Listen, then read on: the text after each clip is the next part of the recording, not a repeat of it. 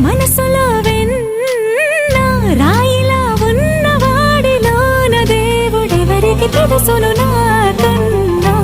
సూసేకి అగ్గిరవ్వ మాదిరే ఉంటాడు.